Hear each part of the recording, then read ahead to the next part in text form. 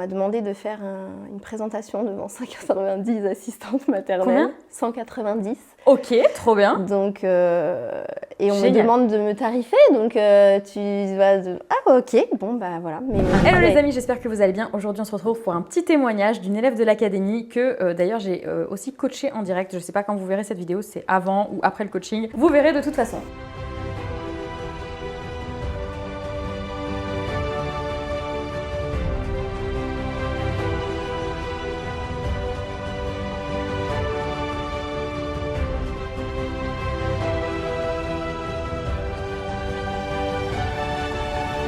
Bienvenue Delphine. Bonjour. Aujourd'hui, Delphine qui est kiné, qui est passionnée par son métier, mais en tout cas qui n'était pas passionnée de la manière dont elle le faisait à l'époque. Donc elle a complètement switché ça. Est-ce que tu peux nous expliquer qui tu es, ce que tu fais aujourd'hui ? Delphine, 43 ans, je suis kiné et en fait depuis à peu près 5 ans, non. Je dis des bêtises, depuis 7 ans, depuis la naissance de mon fils, en fait, je me suis orientée vers la rééducation périnatale. Donc, rééducation des tout petits bébés et un peu plus grands, 0-3 ans. Maintenant, je ne m'occupe quasiment que des bébés, je ne fais plus de kiné générale.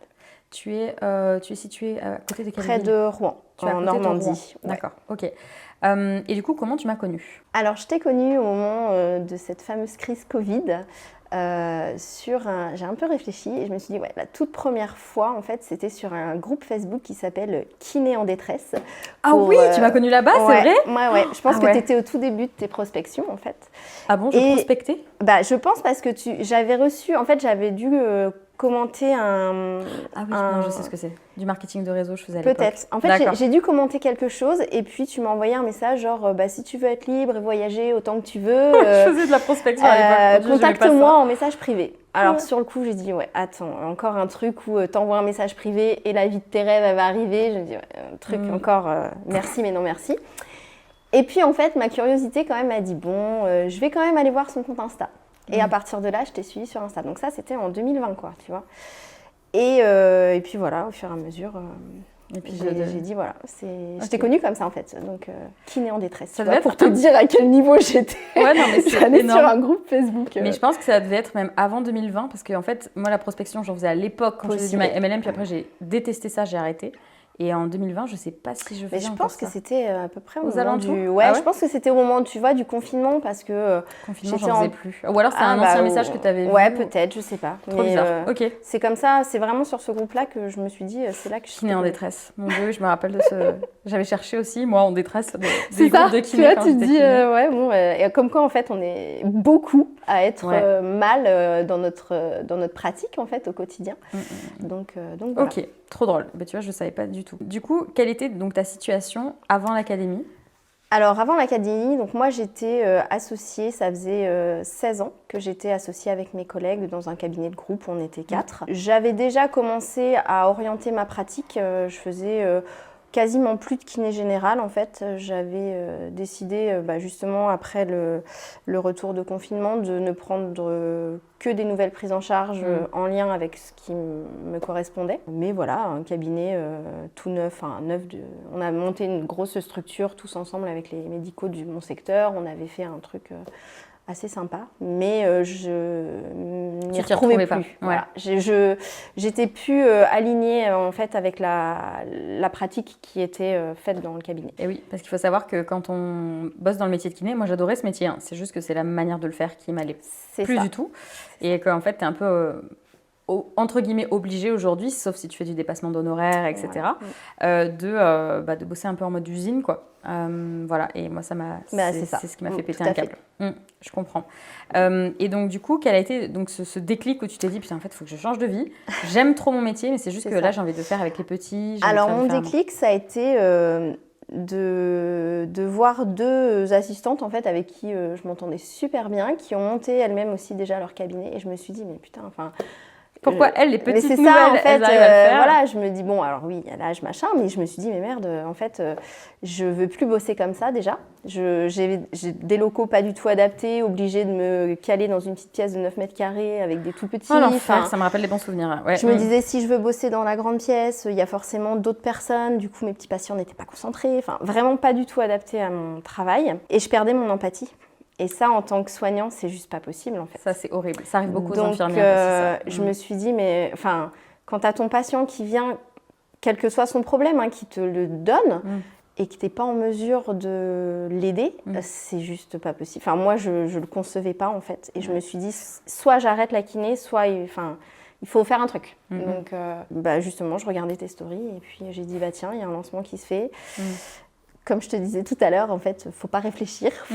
J'ai dit, allez, j'y vais. Et puis voilà, meilleure décision de ma vie. C'est cool. Écoute, ça me fait plaisir. En tout cas, il y a beaucoup dans l'académie d'anciennes infirmières, kinés, médecins, ostéos, enfin, j'en ai un paquet, des soignants qui veulent faire ce métier à la base parce que tu gagnes bien ta vie, que tu t'organises normalement comme tu veux et que tu aides les gens. C'est génial. Moi, je me disais, mais c'est trop bien, tu es payé pour aider des gens. Incroyable, tu vois. Et en fait, après, tu sais qu'après, il y a toute la partie administrative française, on va le dire comme ça, où tu es obligé de bosser de plus en plus pour payer de plus en plus la Carpinco, voilà, enfin, tu connais, l'URSSAF, etc. Et du coup, l'année d'après, quand tu veux ralentir, tu peux pas parce qu'il faut bosser pour payer les charges de l'année d'avant. Puis tu pètes un câble, quoi. Et puis ce manque de reconnaissance aussi. Enfin, moi, je trouve qu'on est très... Oui, les kinés, c'est un peu... Alors, oui, les médecins, les infirmières, bravo, mais alors les kinés... Et on t'apprend, en fait, à te dénigrer dans ton travail, je trouve. C'est non, tu vas pas demander un supplément d'honoraire. C'est clair. Pourquoi? Non, c'est clair. C'est voilà. Cette notion de on n'ose pas. En gros, il faudrait qu'on bosse gratos, quoi. C'est clair. Et c'est vrai que du coup, ça fait baisser ton estime de toi, je trouve. Ouais, carrément. Et donc là, depuis combien de temps tu as rejoint l'académie et qu'est-ce que tu fais en fait aujourd'hui? Parce que tu as changé pas mal de trucs. Ouais, ça fait 1 an et demi que j'ai rejoint l'académie, c'était en septembre 2022. J'ai tout de suite fait une immersion. Je me connais trop en fait. Je me suis dit, il faut direct qu'on me... Enfin, du virtuel, c'est bien, mais j'ai besoin de... D'immersion. Ouais, enfin, j'ai besoin de réel en fait. Okay. Donc, je me suis inscrite à une immersion 1 mois après. Enfin, je l'ai faite 1 mois après. Grosse claque. Et vraiment, transformation de dingue en fait. Gros virage en fait. Je me rappelle, c'était pas facile pour toi. Non, mais ça a été vraiment génial. Et du coup, je suis ressortie de cette immersion en me disant, ça y est, c'est acté, faut changer.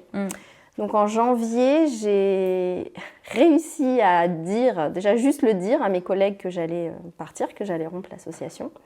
Donc c'est compliqué. Et en mars, du coup, là, officiellement, courrier comme quoi j'allais démissionner de mon association. J'ai commencé à prospecter pour trouver un nouveau local. Donc le but, c'était de créer ton propre local. Moi, en fait, je ne me vois pas autrement que kiné. J'adore tellement ça. Enfin, m'occuper des bébés, les enfants. Voilà, m'occuper des bébés, c'est vraiment mon truc. J'adore. Et du coup, j'ai commencé à chercher un local. Je n'ai pas trouvé dans mon secteur où j'étais déjà. Donc là, pareil, un peu, ça veut dire recommencer vraiment tout à zéro.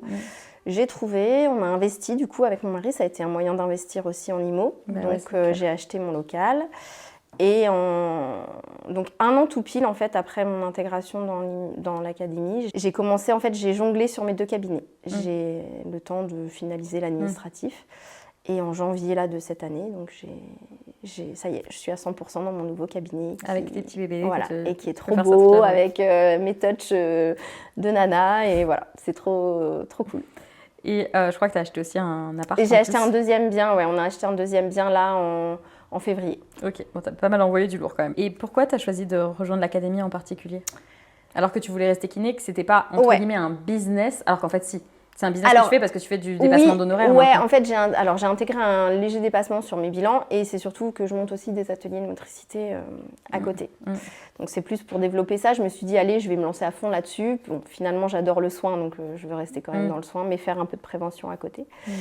Et en fait, l'académie, c'est parce que je me suis retrouvée dans plein de petits points, des trucs tout cons, t'es kiné, fan d'Harry Potter, qui danse comme une dingue sur du Céline Dion. Et je me suis dit, en fait, t'es complètement délurée. Et en fait, ça me plaît. Parce que moi aussi, dans ma tête, des fois, je suis encore assez gamine. Et voilà, je me suis dit, l'énergie, tout ça, ça m'a bien plu, donc j'ai dit, allez, j'y vais. Let's go. Donc, merci Céline Dion et Harry Potter, du coup. Voilà, c'est ça. C'est cool, trop bien. Et tes plus gros challenges que tu as eu depuis que tu as changé d'activité ou que tu as commencé l'académie, en fait, c'était quoi les gros challenges? Alors, les gros challenges, ça a été de me faire confiance, en fait. D'arrêter d'écouter mon entourage aussi. Tu vois, de prendre les peurs. De prendre les peurs de l'entourage. Mais, mais ça fait 16 ans que tu es au même endroit, tu as une situation qui est stable, le cabinet, machin. Tu recommences à zéro. Ouais, mais en même temps, j'ai une situation stable, mais je suis pas heureuse dans mon travail. Donc, à un moment donné, si c'est se lever pour pas kiffer, même l'image que je projette à mes enfants, elle est pas saine, quoi. Tu vois, je me dis... Donc, voilà, c'est surtout de se dire... laisse de côté ce qui n'est pas positif pour toi et prends plutôt les bonnes choses. Trop bien, j'adore. Et une chose dont tu es hyper fière, une réussite pour toi? De moi déjà. D'avoir réussi à me dire je repars de zéro. Donc ça fait 16 ans que je me suis fait ma petite réputation de kiné où les médecins savent comment je travaille, ils m'envoient les patients. Bon là, j'arrive sur un secteur où personne ne me connaît, personne ne sait comment je travaille, personne ne sait ce que je fais parce que la kiné vraiment sur donc, les bébés, moi je sais beaucoup sur les déformations crâniennes des tout petits. Oui, ça va passer tout seul, ce qui n'est pas le cas en fait. Mais du coup, tu as tout ce travail de com à refaire où je m'étais dit, purée, je l'ai déjà fait pendant 5 ans et là, il faut que je recommence tout. Et voilà. Donc ça, je suis assez fière parce que là, ça y est, je commence à avoir des bons retours, des gens qui sont envoyés par d'autres personnes. Donc ça, c'est plutôt cool. Trop bien. Et une erreur que tu as faite? Un truc, vraiment tu dis, j'aurais pas dû faire ça comme ça. D'attendre trop longtemps en fait. C'est vrai que 16 ans, c'est long. Alors, ça fait 7 ans, on va dire. Vraiment 7 ans où quand j'ai commencé à me dire j'adore avec les bébés, j'ai mis trop de temps en fait à me décaler. Parce que jusqu'à la naissance de mon fils, la kiné générale, ça me convenait, tu vois, j'étais bien. Mais vraiment, là, je me dis, ça fait... Enfin, au moins depuis le Covid, quoi. Ça fait au moins 4 ans là que j'étais en mode... En PLS, là. Voilà. Ok. Et est-ce qu'il y a des habitudes en particulier que tu as mises en place suite à l'académie? J'avais mis en place toutes mes... D'ailleurs, on a parlé, il faut que je les remette en place. Les objectifs, les affirmations le matin. Et après, c'est des trucs plutôt au quotidien. C'est d'essayer de trouver le positif dans une journée. Enfin, tu vois, de me dire, non mais en fait, il y a toujours pire. C'est-à-dire que, je sais pas, mais tout bêtement, moi je travaille avec les enfants, je me dis, mais moi mes enfants sont en bonne santé. Et ça, déjà, tu vois, ça n'a pas de prix. C'est plutôt arriver à me dire non mais ok, j'ai une journée de merde et tout, mais au final le soir de se dire je suis dans ma maison, j'ai mes enfants. La gratitude du coup. Voilà, c'est ça. De changer un peu cet état d'esprit, d'arrêter de voir... alors je dis pas, il y a des jours où oui, je vois du négatif et tout, mais d'essayer de rebondir à dire non mais en fait il y a pire. Il y a des gens qui n'ont rien. Et voilà. Ouais, et puis quand on est kiné, on en voit beaucoup. C'est ça. On voit toutes les sphères sociales qu'on ne voit pas forcément dans la rue ou au resto. Tout à fait. Et qu'est-ce que l'académie t'a apporté? Qu'est-ce que ça a changé dans ta vie? Alors, ça m'a changé moi déjà.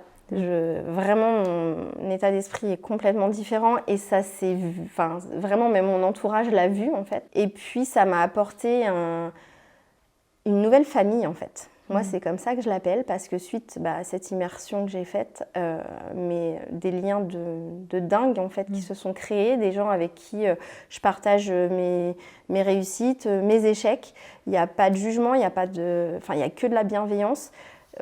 Et ça, c'est juste extraordinaire en fait, d'avoir ce soutien que tu n'as pas forcément justement dans ton entourage proche, parce qu'ils ont des peurs pour toi et que ils savent pas les gérer. Et là, en fait, il n'y a pas ça. Il y a que on te pousse en avant et on te redresse si tu es en train de sombrer un peu. Et ça, c'est juste génial, vraiment. Et combien de temps il s'est passé du coup, juste rappelle-moi, entre le moment où tu as démarré l'académie et le moment où tu t'es barrée de ton taf? 4 mois. 4 mois. Ah, ça a été assez... Non, attends, je te dis une bêtise. Non, 1 an. Ah oui, je me semblais que c'était plus long. C'était septembre 2022, donc il s'est passé 1 an. Avant de tout remasteriser, etc. C'est ça. Et les immersions dont elle parle, en fait, c'est des immersions qu'on fait en présentiel. Alors, je le fais qu'avec des élèves de l'académie, où là, je vais prendre 20-25 personnes, parce qu'il y a plus de 500 élèves là aujourd'hui dans l'académie. Et en fait, on va travailler très très fort sur de la libération émotionnelle, j'utilise des exercices que j'ai appris avec Tony Robbins notamment aux États-Unis, etc. Et ça pique un petit peu. Ouais, ça pique beaucoup, ça pique même beaucoup. Mais t'es bien après. Ouais, après ça remet tout en perspective. J'ai raison, en fait, il s'est passé 4 mois. Il s'est passé 1 an avant que je quitte complètement, mais à partir du moment où j'ai fait l'immersion, il y a eu 4 mois. J'ai fait la démarche 4 mois après de dire je stoppe. C'est qu'après, au niveau administratif, t'as beaucoup de démarches à faire, mais non, c'était... Voilà. Trop bien. Et quel conseil tu peux donner à quelqu'un qui est comme toi, qui est kiné, mais qui n'aime plus ou professionnel de santé, qui n'aime pas la manière dont il travaille aujourd'hui et qui aimerait travailler d'une façon différente avec seulement un type de patient, peut-être en dépassement d'honoraires, mais qui n'ose pas trop parce qu'en termes en soignant, on est vraiment nul pour demander de l'argent. On ne sait pas faire. C'est un gros travail à faire ça. C'est ça, c'est vraiment tarifs et tout. Bah là, tu vois, j'ai eu je suis partie tout à l'heure parce que j'ai eu un appel. On m'a demandé de faire une présentation devant 190 assistantes maternelles. Combien ? 190. Ok, trop bien. Donc, et on me demande de me tarifer, donc tu vas ah ok, bon bah voilà, mais mon devis a été accepté, donc c'est super cool. J'adore. Et là, ça se passe pendant un tournage, vous voyez. Il y a toujours des trucs comme ça qui se passent. J'adore. Donc grosse sortie de zone de confort au mois de novembre, mais ça va être top, ça va être super. Ça va être incroyable. Ouais, pour le coup, je suis terrorisée, un peu comme pour aujourd'hui, tu vois, terrorisée, mais tellement excitée par le truc. De toute façon, quand ça te fait peur et que ça te surexcite en même temps, c'est que tu vas au bon endroit. Ça te fait sortir de ta zone de confort et en même temps c'est aligné, donc on est au bon endroit. Donc voilà, maintenant il faut arriver à se valoriser, à savoir combien on vaut, et ça c'est super difficile en fait.